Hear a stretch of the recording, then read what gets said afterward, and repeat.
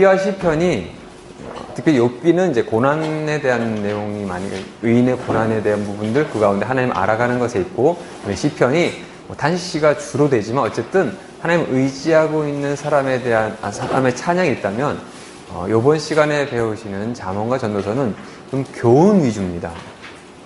특별히 잠언은 자녀들에게 아니면 또 특별한 사람들에게 어떻게 살아가야 된다, 어떻게 살아가고 있는 것이 하나님 앞에 살아가는 것이다 라고 하는 이야기를 한다면, 전도서는 많은 삶을 살아보고 그 가운데 실수했었던 그가 자기의 삶을 돌아보면서 이렇게 살지 말고 이렇게 하나님 앞에 어떻게 하는 것이 잘 사는 것이다 라고 하는 교훈을 담고 있습니다. 마지막 아가서는 욥기와 시편과 잠언, 전도서, 욥이 그 고난 가운데서 하나님을 붙잡고 끝까지 하나님을 어떻게 찾던 모습, 왜 그가 찾았을까? 시편의 많은 기자들이 탄식도 하고 여러 가지 찬양도 하면서 탄식 가운데서 하나님 붙잡는 모습, 찬양 가운데서도 하나님 붙잡는 모습, 하나님을 끝까지 찾는 모습이 왜 그랬을까? 잠언 가운데 자녀들에게 하나님 앞에 살아가야 된다라고 하는 그 이유가 무엇일까? 전도서에서 삶을 다 살아봤더니 세상의 것들이 중요한 것이 아니라 하나님 앞에 살아가는 것, 무엇보다 하나님과 동행하며 같이 사는 것이 중요하다고 했던 그 이유가 무엇일까라고 하는 것에 결론적으로 우리와 하나님의 관계가 이것이었다라는 것을 아가서에서 보여주고 있습니다. 그래서 두 편의 지혜의 시, 그 다음에 그런 잠언과 전도서의 말씀, 그 다음에 마지막 아가서의 말씀을 이 시간 하겠습니다. 첫 번째, 잠언입니다. 잠언에서 중요하게 하고 있는 것이 여호와를 경외하는 것이 지혜의 근본이라고 합니다. 세상에 지혜가 많습니다. 많은 나이를 드신 분들이 여러 가지의 지혜의 말씀을 합니다. 연륜으로도 하고요, 경험으로도 하고요, 배움으로도 합니다. 그런 지혜가 있지만 세상의 진정한 지혜는 바로 여호와를 경외하는 것이다. 그것을 가르치는 것이 지혜며 자녀들에게 해줘야 될 일, 하나님 앞에서 사람들에게 가르쳐서 그렇게 하나님을 경외하도록 가르치는 것이다 라고 잠언은 말하고 있습니다. 잠언 위슐레라고 하겠습니다. 보시면은 헬라어로 솔로몬의 잠언들 파로이, 미아이, 살로몬토스라고 하겠습니다. 잠언, 전도, 아가서를 유대 전승에서는 솔로몬이 지었다라고 보고 있습니다. 그래서 젊을 때는 아가서를 썼고, 중년쯤에 자녀들에게는 이제 잠언을 쓰고, 마지막 죽을 때는 전도서를 썼다 이런 얘기가 있는데, 그러다 보니까 잠언과 전도서와 아가서를 솔로몬의 기록이다라고 대부분 보고 있습니다. 아닌 의견도 있지만 어쨌든 그렇게 보고 있습니다. 그래서 그런 의미다 보니까 헬라어로 보면 솔로몬의 잠언이라고 하는 이유가 그런 부분도 있고요. 특별히 잠언에서는 솔로몬이 지었다라고 하면서 얘기하는 부분이 있습니다. 그래서 이것은 솔로몬의 저작으로서 1차적으로 말하고 있는 모습도 볼 수 있습니다. 그래서 기록자는 첫 번째로 솔로몬입니다. 솔로몬이 지었던 잠언들, 그 다음에 솔로몬의 잠언을 히스기야의 신하들이 편집했던 잠언들 대부분을 차지하고 있습니다. 시편에서는 누가 주되게 나오죠? 다윗의 시가 주되게 나옵니다. 그렇다면 이제 잠언에서는 아들인 솔로몬의 잠언이 주되게 나옵니다. 그 가운데서도 잠언이 솔로몬도 있지만 지혜자의 잠언도 있습니다. 근데 여기서 지혜자란 세상에서의 지혜자를 말하지 않습니다. 거기 나오는 아굴도 있고, 그 다음에 르무엘도 있고, 르무엘의 어머니가 아들에게 전하는 그런 잠언의 내용이 있지만, 그들이 얘기하고 있는 것의 중심이 뭐냐면, 어떻게 하면은 하나님을 경외하며 살 것인가를 가지고 얘기하고 있습니다. 그러니까 결국 그 지혜자들도, 여기 나오시는 야게의 아들 아굴이라든지 르무엘도 마찬가지입니다. 하나님을 경외하기 위해서 이렇게 살아라라고 하는 것을 얘기하고 있습니다. 결국은 지혜자들, 이스라엘의 지역이 아닌 사람 같은 그런 모습이 있는 그들조차도 그 하나님을 경외하도록 지혜에 대한, 하나님을 경외하는 것이 지혜라는 것을 얘기하는 것을 볼 수 있습니다. 여기 보시면은 특별히 지혜자의 잠언에는 애굽의 아멘 엠 오페의 훈계서라고 하는 훈계서가 있습니다. 그래서 이 훈계서와 비슷한 내용을 담기도 합니다. 왜냐면은 지혜라는 것이 하나님을 경외하는 것으로 지혜가 얘기를 하지만 그 가운데 뭡니까? 우리가 실제로 살아가는 가운데서도 알게 모르게 하나님을 경외하는 내용을 우리는 얘기할 때도 있습니다. 그러니까 그런 부분이 있다 보니까 각 나라에 있는 지혜서와 비슷한 모습도 있습니다. 왜냐하면 그것이 단순히 사람 앞에서 지혜롭게 살아가는 것으로 끝난 것이 아니라 그것이 하나님 앞에서 바르게 살아가는데도 일치하는 부분이 있기 때문에 이런 부분이 있습니다. 그래서 잠언에 있는 내용들이 다른 애굽이라든지 다른 나라의 지혜서들과 비슷한 모습도 보이는 모습을 볼 수 있습니다. 보시면 솔로몬의 잠언과 지혜서의 잠언에 좀 차이 좀 있습니다. 형식의 차이입니다. 악인과 의인에 대한 그런 형식들 보시면은 솔로몬의 잠언은 무엇이다 라고 하면서 객관적으로 진술한 내용의 문장을 주로 사용하고요. 지혜자의 잠언은 좀 뭐뭐 해라 라고 하면서 지시형의 문장을 좀 쓰고 있습니다. 그래서 솔로몬의 잠언에서 나오는 형식이 있고요. 그 다음에 지혜자의 잠언에서 나오는 형식이 좀 있습니다. 하지만 형식이 각각 있을 뿐 그것의 목적은 뭡니까? 결국은 여호와를 경외하는 것입니다. 이건 좀 넘어갔습니다. 자, 배경입니다.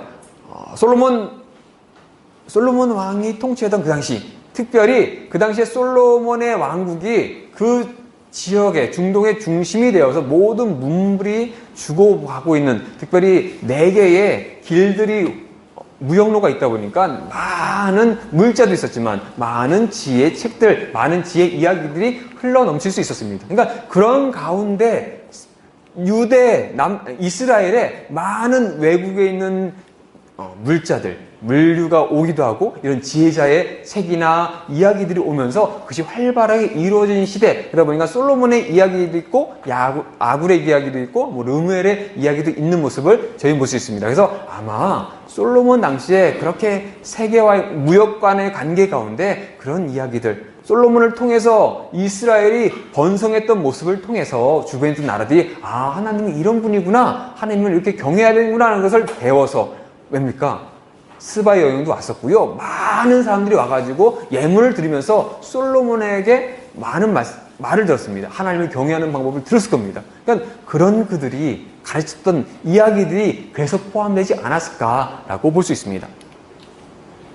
기록연대는 솔로몬의 통치 시기인 970년에서 931년쯤에 지어지지 않았을까라고 보십니다. 하지만 편집 시기는 히스기야 시대까지 해서 970년 정도까지의 잠언이 편집되었을까라고 보십니다. 왜냐하면 히스기야의 신하들이 편집한 잠언이라고 하는 그 표제가 있습니다. 그러다 보니까 이 많은 잠언들을 히스기야 때 한번 편집을 했었는데 그때까지도 아마 잠언이 편집이 되어 있었을 것이다.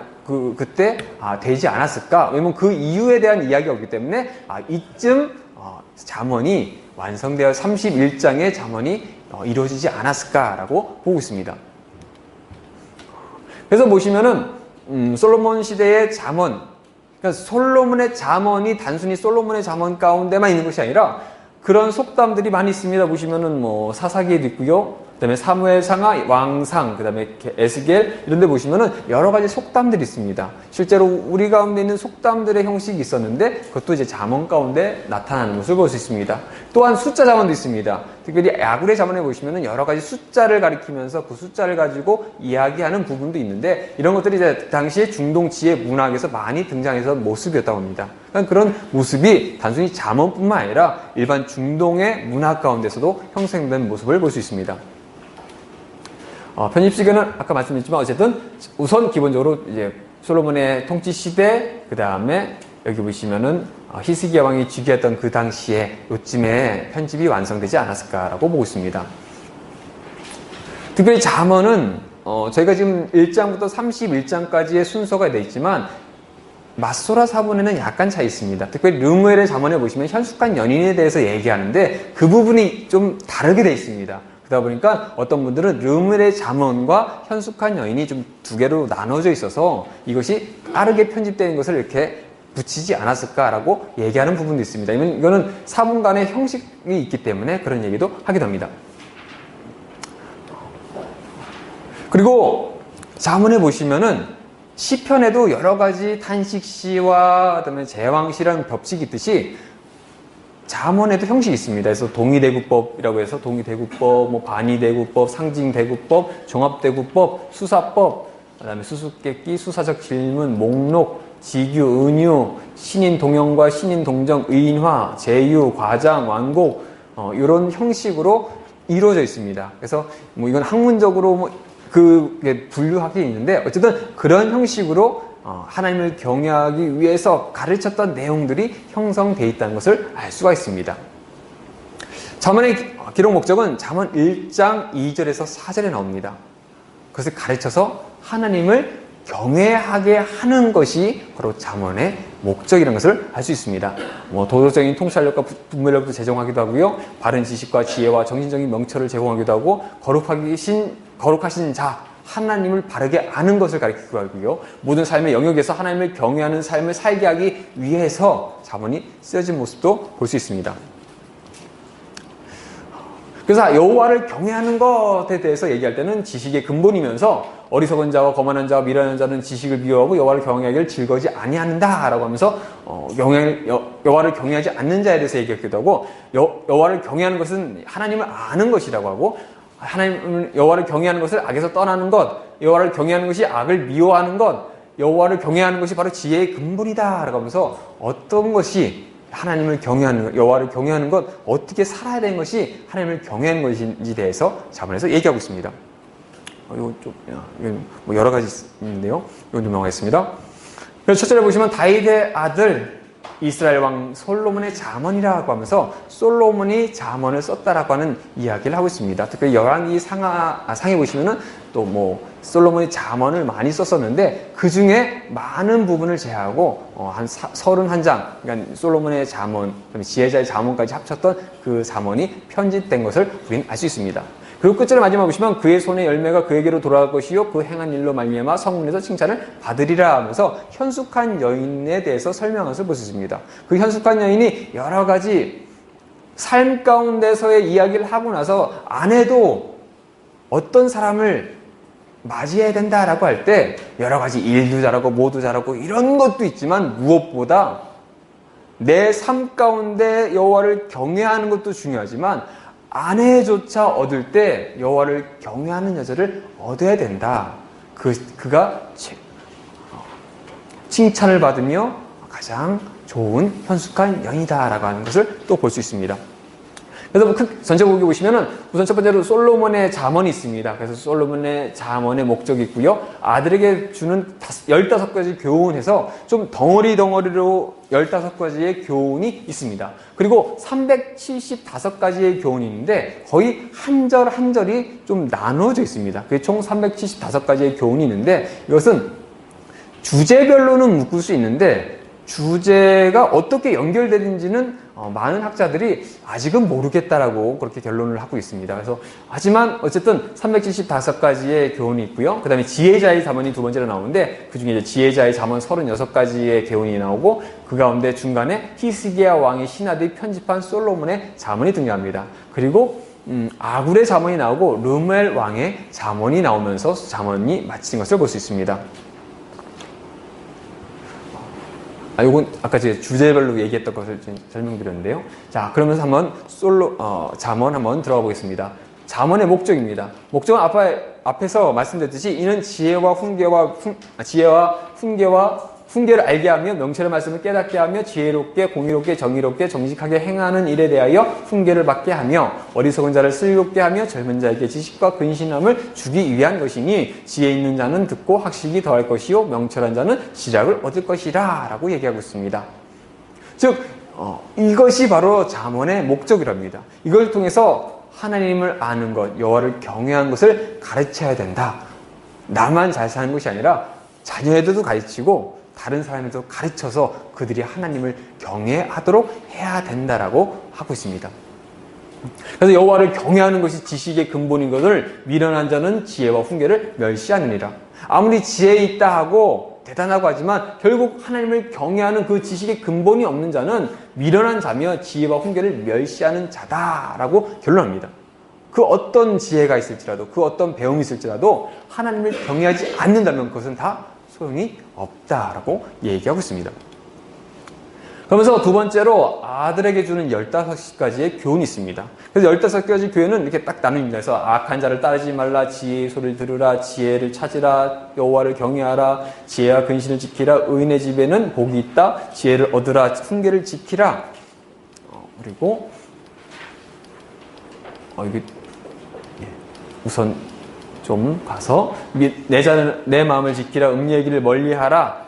그간에 또 3가지의 음녀의 길에 대해서 음녀의 길에 가까이 하지 말라, 내 삶에 복되게 하라, 실제적인 삶의 지혜에 대해서 간음은 자기 영혼을 망하게 하는 것에 대해서 음녀의 길에 미혹되지 말라라고 하는 말씀이 있고요. 그 다음에 지혜의 말을 들으라 라고 해서 그 안에는 지혜가 부르지 않냐, 지혜의 근원의 사역, 지혜를 얻으라 라고 했고요. 2가지의 초대에 대해서 지혜의 여종이 어리석은 자를 초대했다, 거만에 대한 지혜의 충고, 미련한 계집이 어리석은 자를 초대한다 라고 하면서 자녀에게 주는 15가지 큰 교훈을 볼 수 있습니다. 자, 그 가운데 자, 여기 보시면 악한 자를 따르지 말라라고 하면서 내 아들아 악한 자가 너를 깰지라도 따르지 말라라고 하면서 아들아라고 있습니다. 사실 이것은 자신의 아들을 가리키는 이야기도 있을 수 있지만 이 아들이라는 단어가 아들, 자기보다 밑에 있는 제자들, 자신의 후배들 이런 의미도 같이 담고 있습니다. 그냥 결국 단순히 아들에게만 국한 것이 아니라 모든 사람에게 이런 지혜를 얘기하는 모습도 볼 수 있습니다. 그래서 세 번째로 지혜를 찾으라라고 하면서 여호와를 경외하기를 깨달으며 하나님을 알게 되리니 대저 여호와는 지혜를 주시며 지식과 명철을 그 입에서 내심이며 라고 합니다. 그러니까 결국 여호와를 경외하는 것을 깨달으면 하나님을 알게 되고 그 여호와께서 지혜를 주시고 지식과 명철을 그 입에 주신다라고 합니다. 여기서 나오는 지혜도 마찬가지죠. 하나님을 경외하는 것입니다. 하나님 앞에 거룩하게 사는 것, 하나님 앞에 하나님의 백성으로 사는 것에 대해서 얘기하고 있습니다. 그러면서 여호와를 경외하라, 너는 마음을 다하여 여호와를 신뢰하고 내 명철을 의지하지 말라, 너는 범사에 그를 인정하라, 그리하면 내 길을 지도하시리라, 스스로 지혜롭게 여기지 말지어다, 여호와를 경외하며 악을 떠날지어다 라고 하면서 하나님을, 여호와를 경외하는 것에 대해서 끊임없이 얘기하고 있습니다. 이렇게 15가지의 지혜를 얘기하고요. 그 다음에 375가지의 교훈을 얘기하고 있습니다. 375가지가 왜 375가지일까? 라고 할 때, 하나의, 이것도 이제 보통 많이 얘기하는 것이 솔로몬이라고 하는 왕의 이름을 이스라엘, 그러니까 중동 당시에 숫자를 글자로 표현했습니다. 그래서 나중에 마태복음에 보시면 다윗이라고 하는 이름을 히브리어 음가로 합쳐버리면 숫자가 14가 되죠. 그래서 14라고 하는 부분이 있는데, 마찬가지로 솔로몬이라고 하는 이름을 숫자로 만들어서 합치면 375가지가 된다고 합니다. 그래서 아마 솔로몬의 이름의 그 숫자를 가리켜서 일부러 375가지를 얘기하지 않았을까라고 보기도 합니다. 그래서 이 375가지가 있는데 이것이 정확하게 한 절 한 절이 어떻게 연결되는지는 모든 사람은 잘 모르겠다라고 합니다. 하지만 주제별로는 묶으면은 이 주제별로는 묶을 수 있다라고 보고 있는데요. 여기 보시면은 옥스포드 주석에 보시면은 제가 그 자료가 있길래 찾아봤는데 이렇게 주제별로 몇 편씩 이렇게 묶을 수 있는 부분이 있다고 합니다. 그래서 경건한 사람과 악한 사람에 대한 대조의 잠언이 이런 식으로 구조가 있고요. 경건한 삶을 격려하는 잠언들이 또 이렇게 각 편들이 각 절에 한 절씩 나눠져 있지만 이것이 주제별로 이런 식으로 묶이고 있는 모습도 볼 수 있습니다.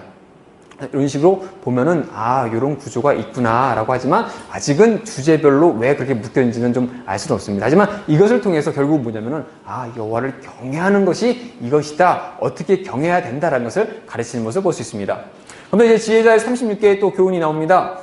36개의 교훈이 있는데 이것도 마찬가지로 그 주제별로 이렇게 묶을 수 있다고 합니다. 이게 옥스퍼드 주석에서 찾은 거 있는데요. 37가지 주제가 이렇게 형성되어서 할 수 있다. 각 절절이 또 끊긴 것이 아니라 서로가 연관되어서 주제별로 묶여있지 않을까라고 해서 잠언의 그 말씀들을 보는 것이 효과적이지 않을까라고 하기도 합니다. 그래서 지혜자의 36가지 교훈이 있습니다. 그래서 첫 번째 지혜자에 있는 말씀에는 기록 목적과 실질적인 잠언에 대해서 얘기하는 모습도 있습니다. 그래서 기록 목적에 대해서도 내가 내게 여호와를 의뢰하게 하려 하여 이것을 너희 오늘 특별히 내게 알게 하였느니 내가 모략과 지식의 아름다운 것을 너를 위하여 기록하여 내가 진리의 확실한 말씀을 깨닫게 하며 또 너를 보내는 자에게 진리의 말씀으로 화답하게 하려 함이 아니냐라고 합니다.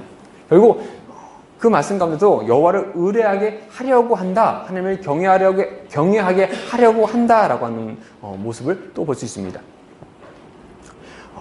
그 다음에는 히스기야 왕의 신하들이 편집한 솔로몬의 잠언입니다. 그러니까 히스기야 당시에 히스기야의 신하들이 솔로몬의 잠언 가운데 또 잠언을 뽑아서 편집한 부분이 있습니다. 그래서 여러 가지인데요. 보시면은 왕 앞에서 스스로 높인 차지 말며 대인들의 자리에 서지 말라. 이는 사람이 내게 이리로 올라오라고 말하는 것이 내 눈에 보이는 귀인 앞에서 자리로 내려가라고 말하는 것보다 나음이니라 하면서 히스기야 왕의 신하들이 편집한 잠언은 일반 잠언과 좀 다르게 왕에 관한 훈계, 왕과 왕궁 안에서 쓰는 훈계들이 주를 이루고 있습니다. 그래서 아마 히스기야의 신하들이 그 왕을 교육하고 내 왕궁 가운데서의 그 질서를 유지하면서 그들이 어떻게 하나님을 경외하며 살아갈지에 대해서 얘기하려고 편집했던 모습을 또 볼 수도 있습니다.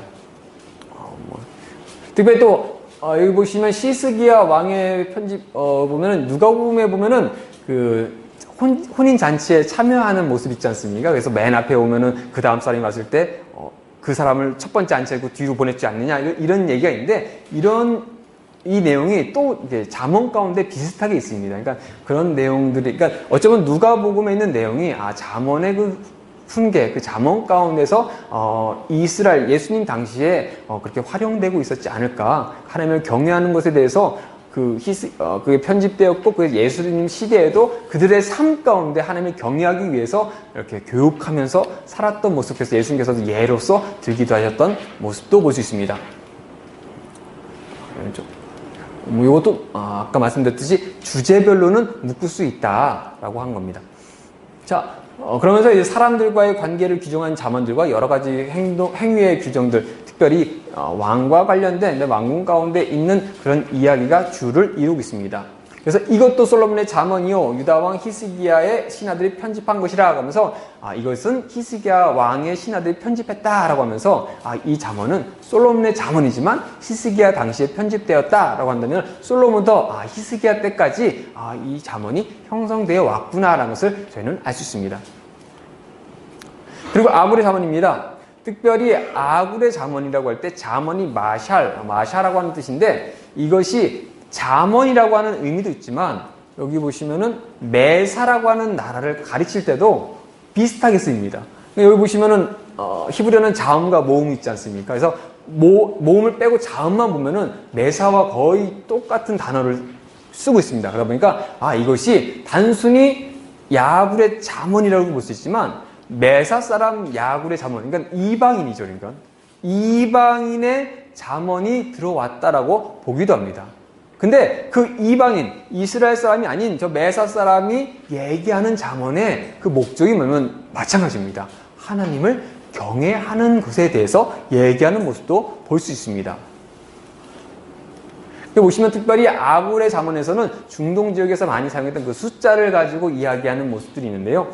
그래서 숫자를 사용한 잠언들, 그래서 만족을 모르는 서너 가지, 이해하지 못할 기이한 것 서너 가지, 세상을 시키며 견딜 수 없게 하는 서너 가지, 작지만 지혜롭게 하는 것 4가지, 위풍당당하게 걷는 4가지라고 하면서 몇 가지의 얘기를 하면서 이것이다 라고 하는 숫자 잠언도 나오는 모습을 볼 수 있습니다. 그래서 보시면은 아굴이 이디엘과 우갈이라는 사람을 훈계하면서 이 글을 쓰게 되는데 이 말씀은 야게의 아들 아굴의 잠언이니 그가 이디엘과 우갈에게 이른 것이니라. 하나님의 말씀은 다 순전하며 하나님은 그를 의지하는 자의 방패신이라 라고 합니다. 메사라고 하는 메사라고 하는 지역의 왕이라고 본다면, 그 지역 사람이라고 본다면 뭡니까? 이방인조차 이미 지금 하는 얘기가 하나님의 말씀이 순전하고 하나님은 그를 의지하는 자의 방패시다 라고 하는 얘기를 하면서 하나님의 경외하는 것을 자신의 아들인 야굴이 이디엘과 우갈에게 가르치는 모습을 볼 수 있습니다. 그러니까 뭡니까? 단순히 이스라엘 사람들만이 하나님 앞에 경외하며 살며 하나님을 바라보며 살며 하나님의 지혜를 구하며 사는 것이 아니라 이방 사람일지라도 하나님을 경외하며 살며 그 가운데 그렇게 가르치는 모습이 있었다는 것을 알 수 있습니다. 이제 두 가지 소원해 보면은 내가 두 가지를 주께 구하였나니 내가 죽기 전에 내게 걸하지 마옵소서. 곧 헛된 것과 거짓된 말을 내게서 멀리하옵시며 나를 가난하게도 마시옵고 부하게도 마시옵고 오직 필요한 양식으로 나를 먹이시옵소서. 혹 내가 배불러서 하나님을 모른다 여호와가 누구냐 할까오며 혹 내가 가난하여 도둑질하고 내 하나님의 이름을 욕되게 할까 두려웁니다. 내가 너무 부자가 돼서 하나님을 모른다고 하고 너무 가난해서 도둑질할까봐 하나님의 이름을 욕되게 할까봐 두렵다. 뭡니까? 우리의 삶 가운데 하나님의 이름을 두렵게 할까봐 내 삶을 잘 지켜야 된다. 근데 이디엘뿐만 아니라 이들이 지금 뭡니까? 가르치는 겁니다. 너네 그렇게 살아야 돼. 하나님 앞에 그렇게 살아야 돼. 부하다고 하나님을 모른다라고 하지 말고 가난해서 도둑질해가지고 하나님 욕되게 하지 마. 그런 삶 살지 마. 하나님 앞에서 살아야 돼. 그것이 하나님을 경외하는 것으로 지혜고 우리가 그렇게 살아야 되는 이유야 라고 가르치는 모습도 볼 수 있습니다. 숫자의 잠언 아벨을 저주하는 그런 숫자의 잠언이 나오고요. 넘어가겠습니다. 그렇게 숫자의 잠언으로 이제 이디엘이 아굴이 이디엘과 우갈에게 훈계하는 모습을 볼 수 있고 마지막으로 르무엘 왕의 잠언이 나옵니다. 르무엘 왕의 잠언이라고 보단 르무엘의 어머니가 아들 르무엘에게 쓴 잠언이죠. 그래서 보시면은 여기 보시면 그 가운데 어머니로서 해주는 얘기가 있습니다. 특별히 어머니다 보니까 아들이 왕인데 과연 어떻게 통치할 것인가 그것도 중요하지만 네가 과연 어떤 사람을 만날 것이며 어떻게 살아갈 것인가 그런 이야기가 가고 있습니다. 그러다 보니까 현숙한 여인의 이야기가 이런 르무엘의 어머니 르무엘에게 전한 그 잠언과 연결되지 않을까 그래서 그렇게 르무엘의 잠언 뒤에 포함되지 않을까라고 보기도 합니다. 그래서 보시면은 3절에 내 힘을 여호와 여자들에게 쓰지 말며 왕들을 멸망시킨 일을 행하지 말지어다. 르무엘아 포도주를 마시는 것이 왕들에게 마땅하지 아니하고 왕들에게 마땅하지 아니하며 포도주를 찾는 것이 주권자들에게 마땅하지 않도다. 라서 왕으로서 어떻게 살아가야 된다라고 하는 것을 주되게 또 얘기하는 것을 볼 수 있습니다. 그리고 너는 말 못하는 자와 모든 고독한 자의 송사를 위하여 입을 열지니라. 너는 입을 열어 공의로 재판하며 공고한 자와 궁핍한 자를 신원할지니라 라고 하는 모습을 볼 수 있습니다. 그런데 이 모든 것이 뭡니까? 가르치는데 그냥 단순히 왕으로서 이렇게 잘해야 통치를 할 수 있다. 이것이 나라를 잘 통치하는 것이다. 이게 지혜로운 왕이다 라는 것이 아니라 이렇게 통치하는 자가 하나님을 경외하는 것이며 그 경외 가운데 하나님을 경외하는 삶 가운데 살아가야 된다. 그 방법을 위해서 하나님을 경외하기 위해서 이렇게 살아가야 된다라고 얘기하는 모습을 볼 수 있습니다. 그러면서 마지막으로 현숙한 여인이 나오고 있습니다. 보시면은 10절에 누가 현숙한 여인을 찾아 얻겠느냐라고 합니다. 누가 현숙한 여인을 찾아 얻겠느냐? 뭡니까? 쉽지 않다는 겁니다. 근데 그런 여인이 뭡니까? 그 값은 진주보다 더하다라고 합니다. 앞에 나오는 현숙한 여인이 일도 잘하고 남편도 내조를 잘하고 집안에 있는 모든 살림을 잘 차리고 이런 사람들 근데 그런 사람을 참 얻기는 쉽지 않습니다. 하지만 누구보다 귀하다는 건 아닙니다. 근데 그런 것보다 더 중요한 건 뭡니까? 고운 것도 거짓되고 아름다운 것도 헛되나 그래 그런 여자 찾기 힘들 거야. 만나기 힘들 거야. 그렇게 귀해. 진주처럼 귀한데 찾기는 힘들어. 어려워. 그런 사람이 좋은 건 알아. 근데 그것보다 먼저 오직 여호와를 경외하는 여자는 칭찬을 받을 것이라. 그 손의 열매가 그에게로 돌아갈 것이요 그 행한 일로 말미암아 성문에서 칭찬을 받으리라. 세상적으로 살아가는 것이 중요할 수 있습니다. 근데 그런 것도 중요하지만 그것도 있지만 먼저 돼야 될 게 있는데 바로 여호와를 경외하는 여자가 돼야 된다.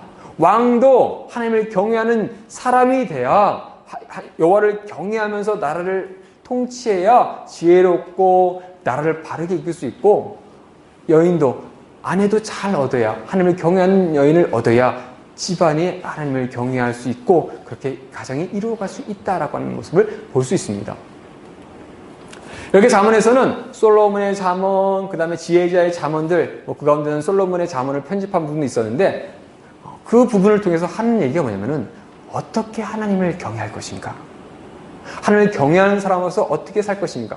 그것이 단순히 저들만 경외하고 우리는 아니야가 아니라 우리 삶 가운데 현재 내가 살아가고 있는 가운데 어떻게 사는 것이 하나님을 경외할 것인가? 왕이면 왕으로서 백성이면 백성으로서, 이스라엘 사람은 이스라엘 사람으로서, 이방인이면 이방인으로서, 남자면 남자로서, 여자면 여자로서 이렇게 살아가는 것이 여호와를 경외하는 것이 그것이 바로 우리의 지혜의 근본이다라고 얘기하고 있습니다. 그래서 이건 뭡니까? 지혜를 배워야 되고 그걸 통해서 세상을 잘 살아가야 되고 우리의 삶 가운데 이런 모습들이 있어야 된다. 근데 무엇보다 여호와를 경외하는 것이 더 중요하다라고 잠언은 이야기하고 있습니다. 잠언에서 이렇게 솔로몬이 참 지혜로운 말을 많이 했습니다. 그 가운데는 지혜자의 잠언도 있고 아굴도 르무엘의 잠언도 있습니다. 그러면 참 잘 살아야 됐었는데 우리가 아는 솔로몬의 삶은 어떻습니까? 처음에는 성전 만들고는 잘했는데 그 다음부터 점점 변질을 내기 시작합니다. 세상 것을 누리며 그 많은 부귀 영화를 누리며 많은 여인들을 탐하며 그렇게 살았는데 결국 그의 인생이 뭡니까? 우상 숭배로 하나님과 멀어졌고 결국 하나님께서는 그 나라를 반으로 쪼개야 될 정도의 상황이 되었습니다. 그런 가운데 있는 보통 이제 어쨌든 전도서를 솔로몬이 썼다라고 하는 얘기를 할 때 솔로몬이 그때쯤 쓰지 않았을까라고 보고 있습니다.